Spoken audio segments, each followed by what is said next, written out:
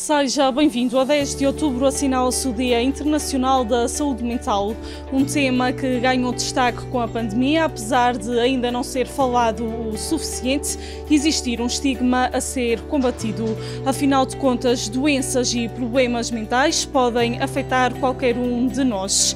É aqui no Instituto São João de Deus, na Casa de Saúde de São Rafael, que abrimos o programa de hoje para conhecer mais sobre esta instituição, mas também para abordar algumas questões relacionadas com a saúde mental.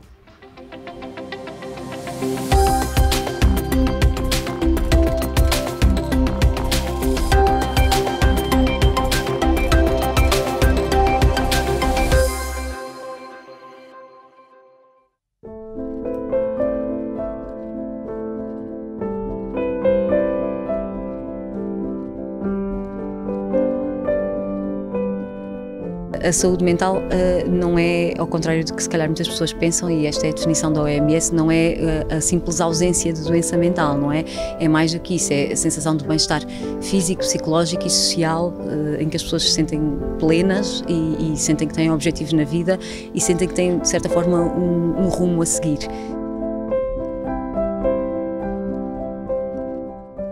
Não existe saúde se não estivermos bem mentalmente. É necessário sentirmos-nos felizes conosco e com os outros neste conjunto do bem-estar físico, emocional e social.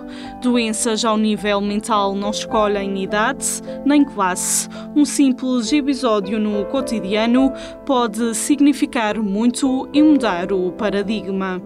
Basta um episódio para algumas doenças, mas de facto há doenças em que não são precisos episódios nenhuns.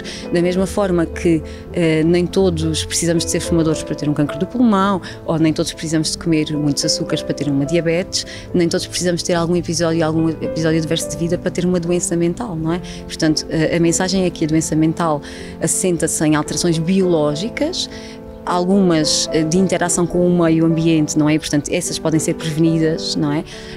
Mas outras não. A doença mental é altamente hereditária, há uma parte, ao menos, da doença mental, das doenças mentais mais graves, para as quais nós temos uma predisposição e, portanto, há coisas que não são preveníveis nem são evitáveis e é como diz, pode calhar a todos, não é?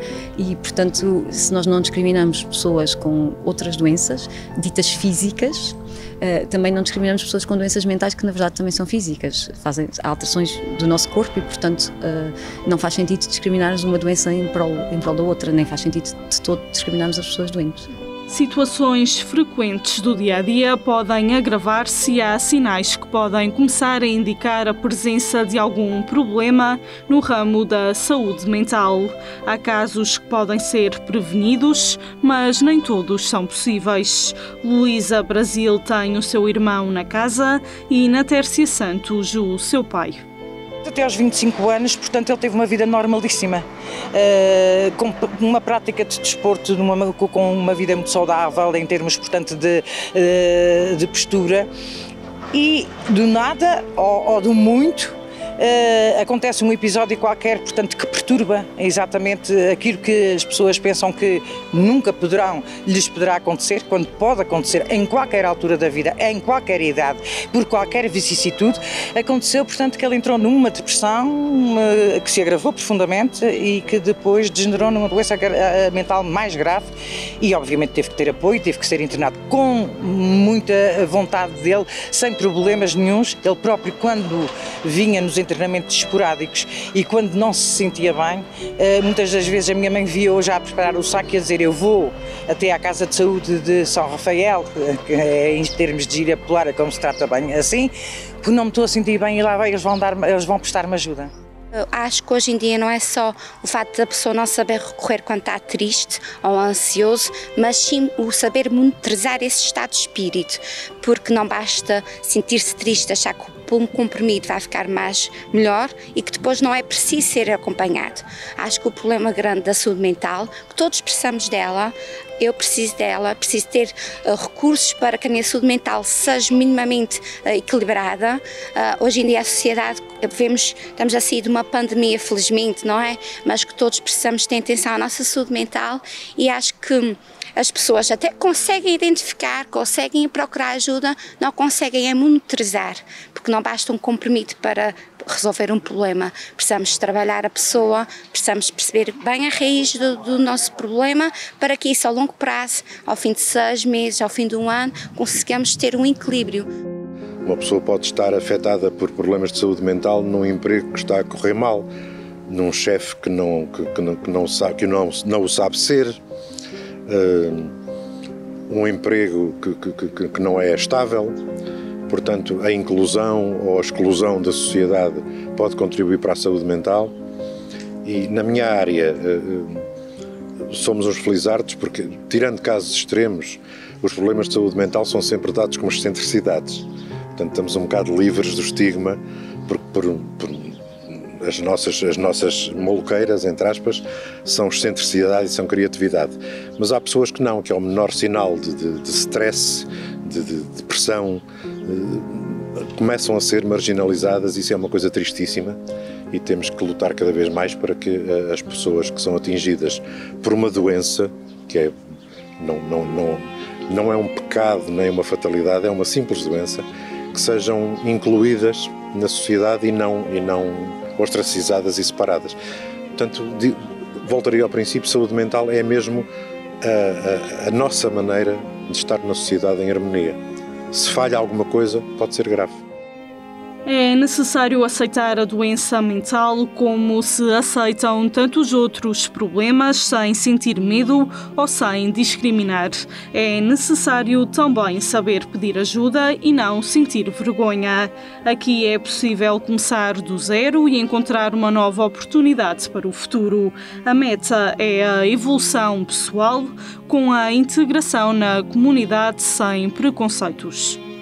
É preciso saber pedir ajuda. Há muita gente a sofrer e há muita gente, portanto, com gravíssimos problemas, que tem medo de pedir ajuda, que tem medo de olharem para eles por eles serem pessoas diferentes. Todos somos diferentes uns dos outros. Todos temos defeitos, todos temos qualidades, todos temos coisas que não gostamos de mostrar, e precisávamos talvez de uma sociedade mais amável, mais empática, que soubesse inclusivamente não excluir e que soubesse integrar, educar e aprender exatamente a fazer entender a todos que não somos nada uns sem os outros. Pode ser afetado como o coração, como os pulmões, como qualquer outro órgão do nosso corpo, e portanto, fazer essa distinção entre uma pessoa, quer dizer, tirar este estigma em relação à pessoa doente mental, que quando não se tem em relação às outras doenças, acho que é uma espécie de discriminação que já vem de séculos passados, quando muitas vezes a pessoa que tinha alguma doença mental era considerada possessa do demónio, por exemplo, para não dizer outros disparates e outras coisas que se diziam antigamente.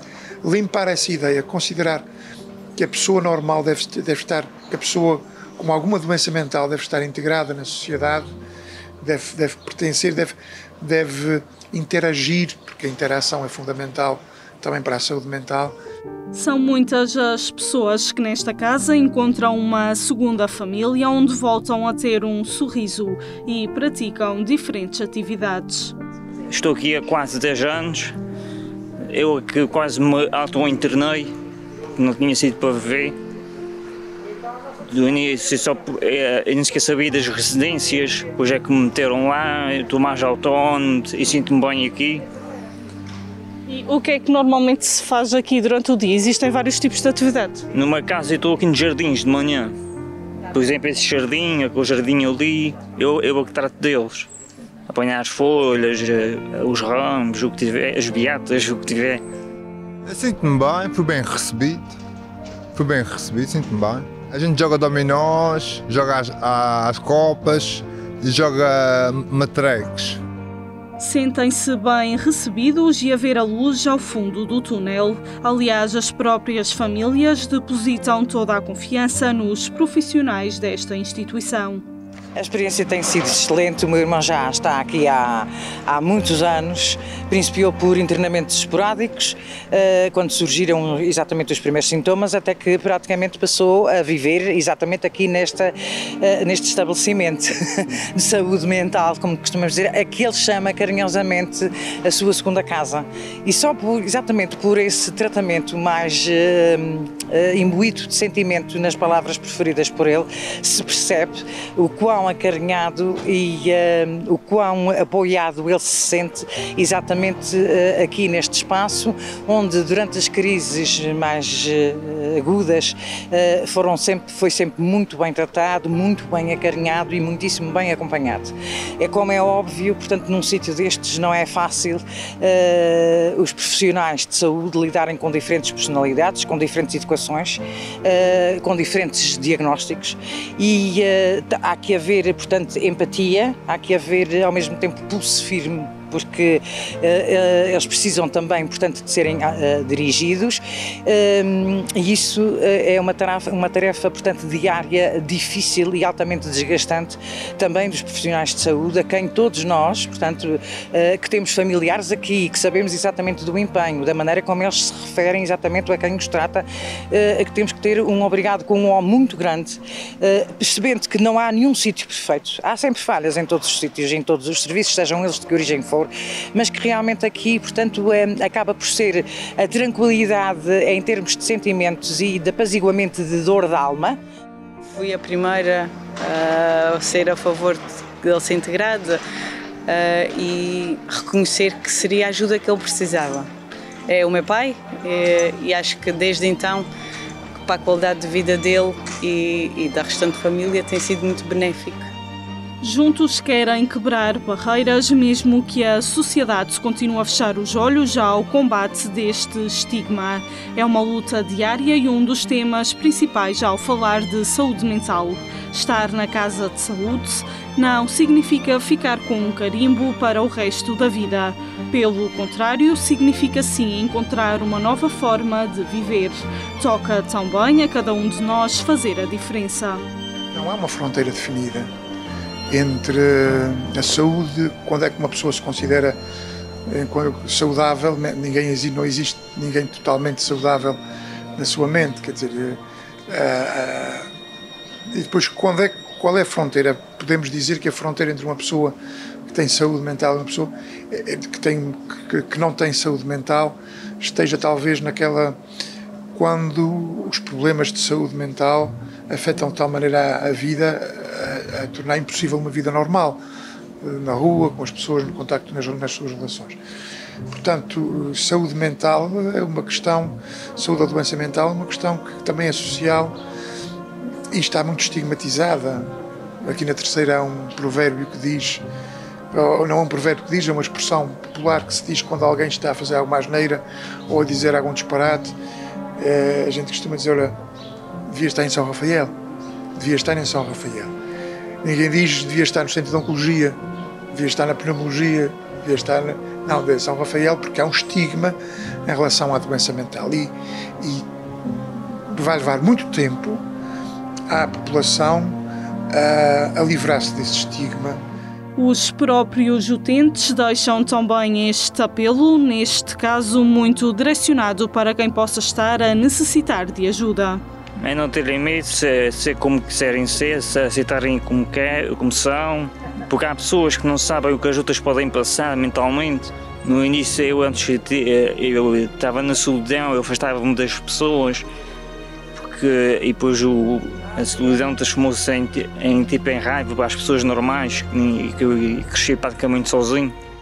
A própria família tem um papel importante no combate ao estigma. O processo de aceitação é essencial para a recuperação, assim como as visitas e o saber dedicar tempo a quem precisa.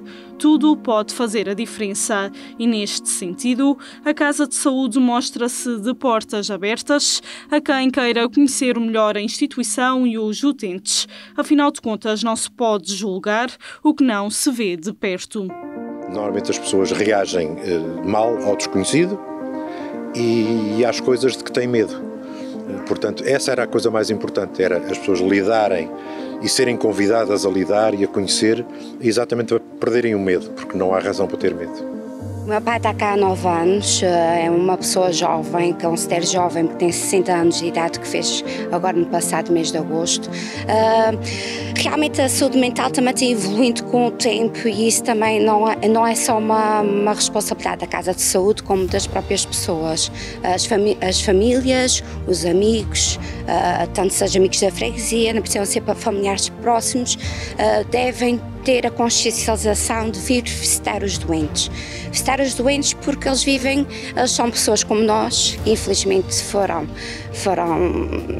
sofreram este tipo de doença, que ainda tem um estigma, como fossem capacitação a longo prazo, que não consigam rir, brincar, falar das coisas antigas, também mostrarem contentamento em querer saber como é que as coisas estão.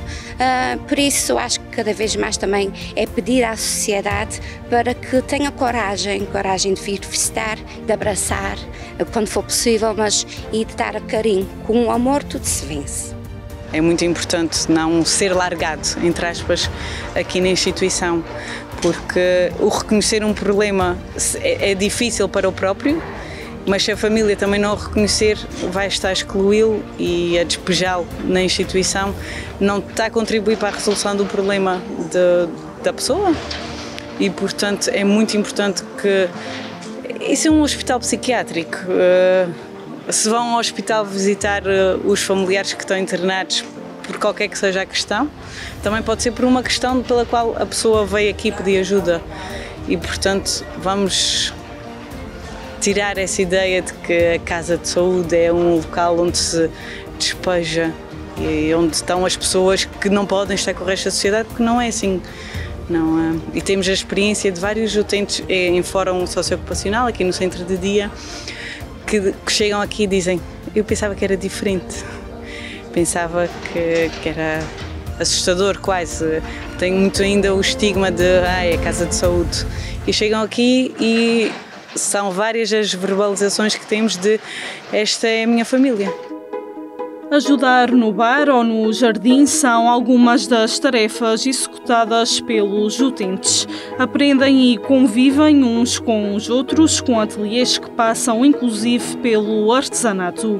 Na Casa de Saúde de São Rafael existem diferentes valências, desde o internamento de média e longa duração, o apoio domiciliário, a unidade de oncologia ou, por exemplo, o centro de dia. É fundamental nas pequenas atividades fazer com que descubram o que mais gostam de fazer e que lhes faça sentir bem, valorizar as competências de cada utente e ter o cuidado com o outro são objetivos essenciais.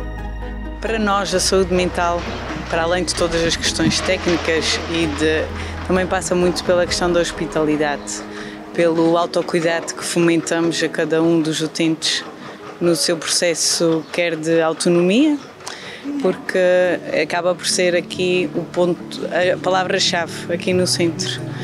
E zelamos para que cada um, dentro dos seus gostos, que fomente as suas áreas prazerosas.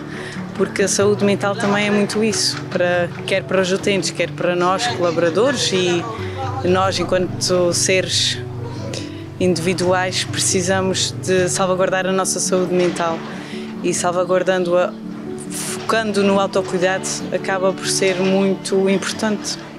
A pandemia tem sido um entrave neste processo de integração na sociedade e pode, de facto, ter agravado algumas situações.